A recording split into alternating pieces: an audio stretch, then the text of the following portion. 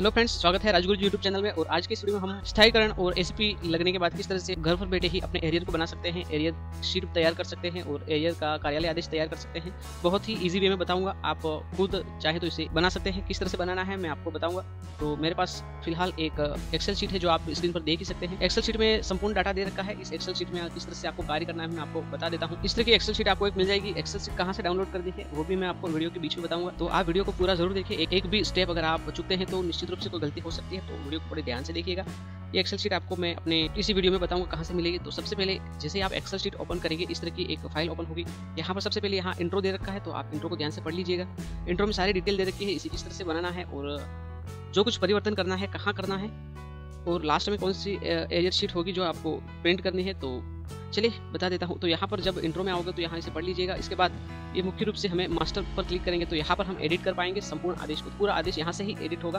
पूरा जो Excel sheet है एरियर, इसमें आपको आदेश भी मिल जाएगा, कार्यालय आदेश, और साथ में ही मिल जाएगा आपको इसकी जो एरियर शीट है वो भी। तो एडिट करने के लिए यहाँ पर सबसे पहले ऊपर यहाँ से स्टार्ट करते हैं। यहाँ पर अपने स्कूल का नाम आपको चेंज कर देना है, तो ये आप चेंज कर पाएंगे। चेंज करने के लिए आप इस ब्लॉक को सेलेक्ट करेंगे और सेलेक्ट करने के बाद यहाँ से जाकर के इसको एडिट कर लेंगे। एडिट करने के लिए आप अपने कंप्यूटर में गूगल में जा सकते हैं और वहाँ पर हिंदी में टाइप कर सकते हैं। जैसे कि ये वेबसाइट है, आप यहाँ चेक कर सकते हैं easyhindityping.com। इस वेबसाइट में जाकर यहाँ पर आप अपने स्कूल का नाम टाइप कर दीजिएगा। जैसे मैं यहाँ पर अपने स्कूल का नाम कुछ इस तरह से मैं आपको बता देता हूँ। जैसे मैंने यहाँ पर ये लिखा राजकीय, अंग्रेजी में लिखा और हिंदी में ट्रांसलेट हो चुका है। तो इस तरह से आप अंग्रेजी में लिख के हिंदी में ट्रांसलेट कर लीजिएगा। यहाँ पर एक कॉपी बटन है, इस पर भी क्लिक करके आप कॉपी कर सकते हैं और यहाँ पर इसे सेलेक्ट करके भी कॉपी कर सकते हैं। कॉपी करने के बाद आप यहाँ पर वापस आएंगे अपने एक्सेल शीट में, और एक्सेल शीट में आने के बाद इस ब्लॉक को सेलेक्ट करने के बाद आप पेस्ट कर सकते हैं। तो पेस्ट करने के बाद जो भी आपने वो लिखा है वो यहाँ पर आ जाएगा। यहाँ पर आने के बाद वो सीधा आपको यहाँ पर शो हो जाएगा, यहाँ पर शो हो जाएगा। तो इस तरह से ये आ चुका है, आप देख सकते हो। इसके बाद है नाम। तो नाम आप अंग्रेजी में टाइप कर सकते हैं, तो यहाँ पर आप अंग्रेजी में नाम टाइप कर दीजिएगा। सामने यहाँ पोस्ट आप सेलेक्ट कर लीजिएगा। ये ड्रॉप डाउन मेन्यू है, यहाँ से आप अपनी पोस्ट को सेलेक्ट कर सकते हैं। आप जिस किसी भी पोस्ट पर हैं उसे यहाँ पर आप सेलेक्ट कर लीजिएगा। जैसे मैं यहाँ पर टीचर सेलेक्ट करता हूँ तो ये टीचर आ चुका है। पदस्थापन स्थान, यहाँ पर क्लिक करेंगे तो अपने स्कूल का नाम यहाँ से एडिट कर पाएंगे। तो यहाँ पर आप टाइप कर दीजिएगा जैसे कि मैंने पहले बताया था।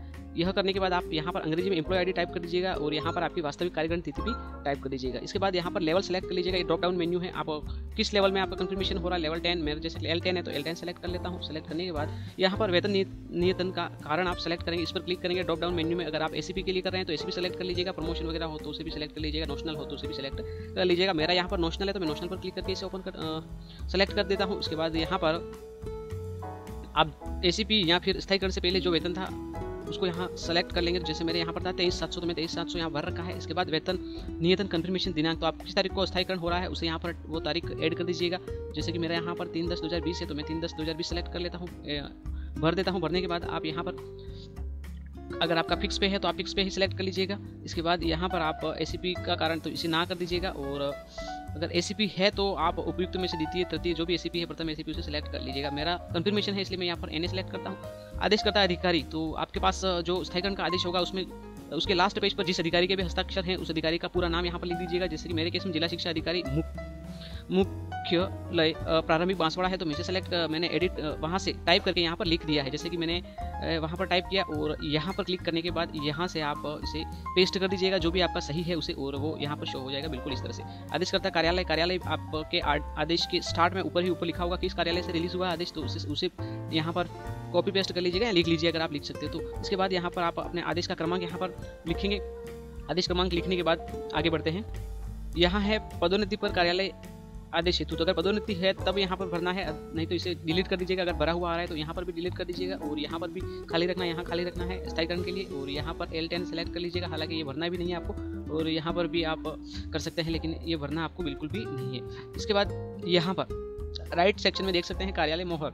तो सबसे पहले यहाँ पर राजकीय उच्च माध्यमिक विद्यालय आ रहा है, आप अपने स्कूल का नाम लिख लीजिएगा अगर प्राथमिक उच्च प्राथमिक जो भी है उसे, और यहाँ पर नीचे इस पर क्लिक करेंगे तो आप अपने विद्यालय जो भी विद्यालय है जहाँ का भी उसको यहाँ पर टाइप कर दीजिएगा। जैसे कि अगर कहीं उदयपुर है या फिर सागवाड़ा है जो भी हो तो वो यहाँ पर फिलअप कर देना है और वो यहाँ पर शो हो जाएगा। तो यहाँ की सारी एंट्रीज कंप्लीट करेंगे तब हम आगे बढ़ पाएंगे, आगे का डाटा मेरा ऑटोमेटिक शो हो जाएगा। इसके बाद मास्टर शीट यहाँ पूरी कंप्लीट हो चुकी है, आप चेक कर लीजिएगा अच्छी तरह से। अगर आपकी कंप्लीट है तो वहाँ से इस सेक्शन में आ जाएंगे ऑर्डर वाले पर। यहाँ पर क्लिक करते ही इस तरह का एक पेज ओपन होगा, तो आपने जो भी वहाँ पर टाइप किया है वो यहाँ पर शो हो जाएगा। तो यहाँ पर कोई भी परिवर्तन करने की आवश्यकता नहीं है।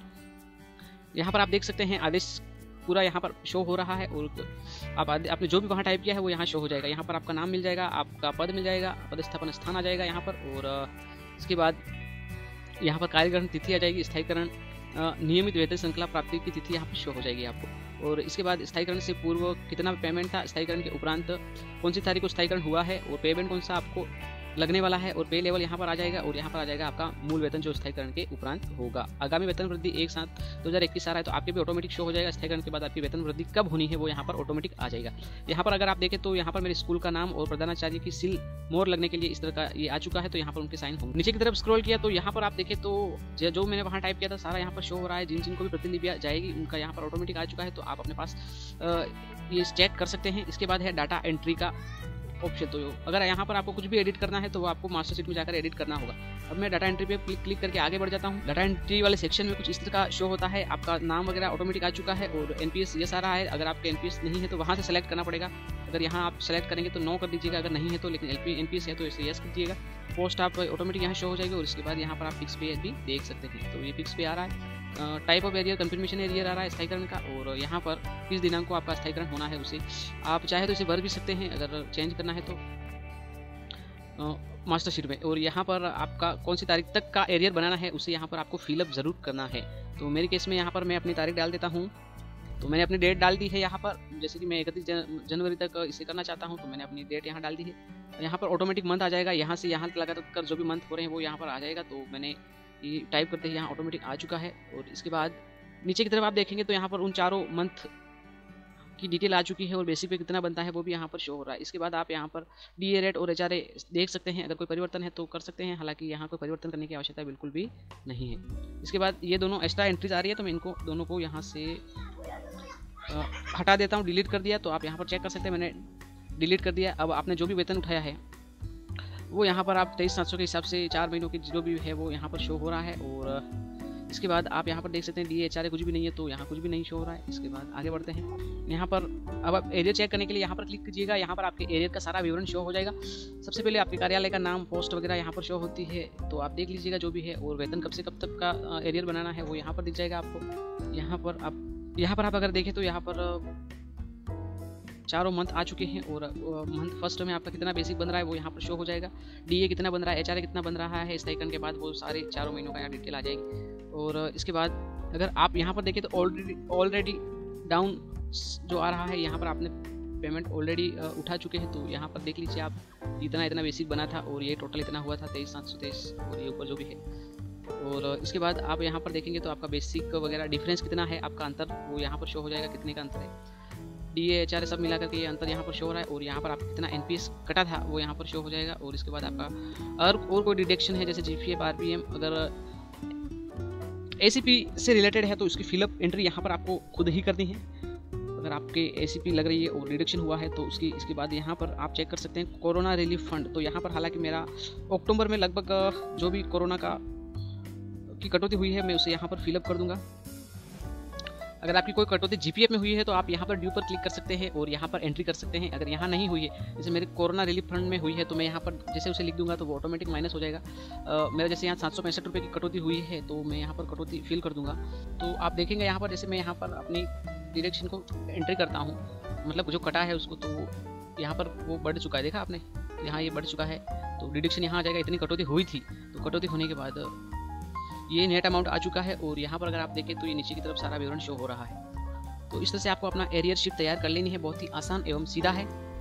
जैसे कि मैं यहाँ पर इसे थोड़ा छोटा करना चाहता हूँ। अगर आप चाहें तो अगर इसमें से कोई भी कॉलम या रो हटाना चाहते हैं तो यहाँ पर उसकी डिटेल दे रखी है। जिसको भी हटाना चाहते हैं यहाँ पर हाइड पर क्लिक करेंगे तो वो हट जाएगा, और जिसे नहीं हटाना चाहते उसे यहाँ पर क्लिक करके आप ला सकते हैं। तो मैं यहाँ पर जब मेरी एंट्री संपूर्ण पूरी हो जाए तो अब मैं चाहता हूँ कि यहाँ जो डिडक्शन जीपीएफ और आरपीएमएफ हटाना है तो मैं यहाँ पर इसे हटा दूंगा, जैसे जीपीएफ हाइट, तो इस पर क्लिक करेंगे। इस एरियर शीट में अगर कुछ भी, जैसे यहाँ पर कुछ भी डिडक्शन नहीं है, जैसे आरपीएमएफ और इसके अलावा और कोई डिडक्शन नहीं है, अगर मैं आरपीएमएफ को हटाना चाहता हूँ तो यहाँ पर हमें देख लेना है आरपीएमएफ हाइट, ये देख रहे हैं, तो इस पर क्लिक करेंगे तो वो यहाँ से हट चुका है, ठीक है। और इसके बाद यहाँ पर टैक्स का है तो इसे रहने दीजिएगा, यहाँ पर कोई आवश्यकता नहीं चेंज करने की। जिस किसी भी को आप हटाना चाहते हैं पार्टिकुलर भाग को, तो उसे आप हटा सकते हैं इसमें से सेलेक्ट करके, ठीक है। जैसे यहाँ पर अब यहाँ पर मैं आपको एक और एंट्री के बारे में बता देता हूँ। ये जो है वो नेट अमाउंट ऑटोमेटिक आ जाएगा। अब ये बिल नंबर, ठीक है, बिल नंबर और टीवी नंबर और डेट, ठीक है। तो टीवी नंबर और डेट आपको कहाँ पर मिलेगी, टीवी नंबर और डेट आपको आपके GA55 के अंदर पहले डाउनलोड कर लेना है। उसको GA55 को किस तरह से डाउनलोड करना है उसका वीडियो आप देख सकते हैं। साथ में ही हमारे डिस्क्रिप्शन बॉक्स में इसका वीडियो आपको मिल जाएगा। तो आप अपने पे मैनेजर से GA55 डाउनलोड कर लीजिएगा और वहाँ पर जो वेतन जिस मंथ का भी बना है उसका टीवी नंबर और डेट और बिल नंबर यहाँ पर फिलअप कर दीजिएगा। और इस तरह से टीवी नंबर यहाँ पर भर के सेव कर सकते हैं। तो टीवी नंबर को आपको यहाँ पर भर देना है, साथ में ही पहले ही भरने के बाद पीछे डेट भी लगा देनी है, ओब्लिक करके आप लगा दीजिएगा, कोई दिक्कत की बात नहीं है। अब मैं चाहता हूँ कि मैं इसे प्रिंट करना चाहता हूँ। प्रिंट करने के लिए यहाँ पर ये नीचे का जो सेक्शन है उसे हटाना चाहता हूँ। तो यहाँ पर ये जो बटन है आप देख रहे हैं हाइड रोज, इस पर क्लिक कर देंगे। क्लिक करते ही जितना भी भरा हुआ डाटा है वही रहेगा और अनावश्यक जो 00 आ रहा था डाटा वो यहाँ पर से हट जाएगा। यहाँ पर आप ये जोड़ आ रही है तो आप इसे हटा भी सकते हैं और इसे अगर प्रिंट करने के बाद चाहे तो आप इसे लाइन कर सकते हैं या इसको काट भी सकते हैं। तो इस तरह से आप अपने एरियर शीट को तैयार कर लेंगे। कुछ इस तरह की एरियर शीट बन चुकी है हमारी। आप यहाँ पर चेकआउट कर सकते हैं। बिल्कुल ही एरियर शीट कंप्लीट होने के बाद आप इसे चेक कर लीजिएगा, सब कुछ सही है तो प्रिंट कर लीजिएगा और प्रिंट करने के बाद आप मिलान कर लीजिएगा, बिल्कुल सही आएगा। और इस तरह से आप अपनी एरियर को तैयार कर सकते हैं घर बैठे ही अपने कंप्यूटर की सहायता से।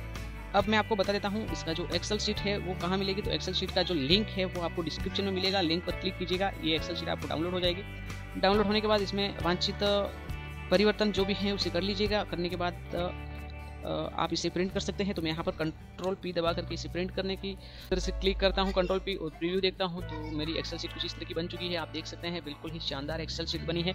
ये वीडियो अगर आपको अच्छा लगे तो हमारे चैनल को सब्सक्राइब अभी कर लीजिएगा, क्योंकि ऐसे वीडियोस लेकर मैं आता रहता हूँ। भूलिएगा मत, सब्सक्राइब जरूर कीजिएगा अगर वीडियो आपको हेल्पफुल लगी हो तो।